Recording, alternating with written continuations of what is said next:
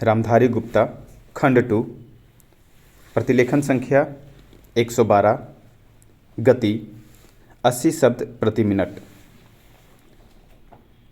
महोदय, भारतीय पंचांग में गोपाष्टमी एक महत्वपूर्ण दिन है जो प्रतिवर्ष हमें हमारी आर्थिक व्यवस्था में गौधन के महत्व का स्मरण कराता है। देश के जीवन में गौधन के ऊंचे स्थान को ध्यान में रखकर ही हमारे पूर्वजों ने इस दिन को राष्ट्रीय पर्व के रूप में मनाने का निश्चय किया था। गौधन की पूजा प्राचीन काल से इस दिन की विशेषता रही है। दुर्भाग्य से कालांतर में हम इस पर्व के वास्तविक उद्देश्य को भूल गए और गाय की पूजा मात्र से संतुष्ट होने लगे। इस पर्व के महत्व के विषय में जनता को ठीक रूप से अवगत कराने और पशुपालन में जनसाधारण की रुचि पैदा करने के उद्देश्य से स्वाधीनता के बाद गोपाष्टमी को राष्ट्रव्यापी उत्सव के रूप में मनाने का निश्चय किया गया। 1950-51 के अनुमान के अनुसार गोधन के द्वारा राष्ट्र की आय 660 करोड़ रुपए थी।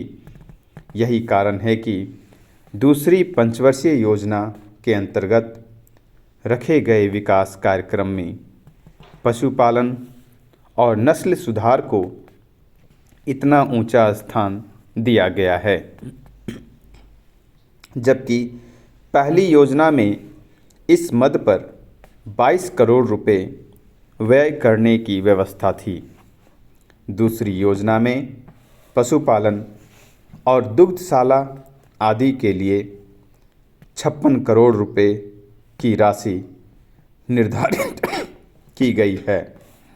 यदि हम देहातों में रहने वाली देश की अधिकांश जनता को पूर्ण लाभ पहुंचाना चाहते हैं तो हमें पशुपालन और पशुओं के नस्ल सुधार के काम को अधिक महत्व देना पड़ेगा। साधारणतया हमारे देश में गाय को आदर की दृष्टि से देखा जाता है, किंतु इस आदर का आधार धार्मिक भावना है। जीवन में गाय की व्यवहारिक उपादेयता नहीं, धार्मिक भावना से इसका संबंध जोड़ने में भी मुझे कोई हानि नहीं दिखाई देती, किंतु केवल इसी विचार से गौ सेवा का व्रत लेना और व्यवहारिक उपयोगिता को कोई स्थान न देना गोपाष्टमी की प्राचीन परंपरा के लिए घातक है। यदि हम इस पर्व के मनाने को सार्थक करना चाहते हैं तो हमें गाय की देखरेख और पशुपालन को एक व्यवसाय का रूप देना होगा अथवा इसका आधार आर्थिक मानना होगा और इसी व्यवस्था लोगों के आर्थिक कल्याण की दृष्टि से करनी होगी। भावुकता में बुद्धि का पुट मिलाने से हम गोपाष्टमी पर्व की सार्थकता में ही वृद्धि नहीं करेंगे, बल्कि अपनी आर्थिक भावना की भी अधिक रक्षा कर सकेंगे। हमारे देश के प्रायः सभी भागों में पिंजरापोल और गौशालाएं धर्मार्थ संस्थाओं के रूप में चलाई जाती है।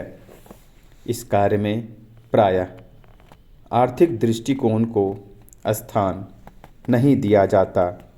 हमें इस कार्य प्रणाली को बदलना होगा और गाय तथा दूसरे घरेलू पशुओं की देखरेख आदि के लिए हम जो कुछ भी करते हैं उसका आधार आर्थिक बनाना होगा। मैं नहीं समझता कि यह काम किसी भी प्रकार से असंभव या कठिन है।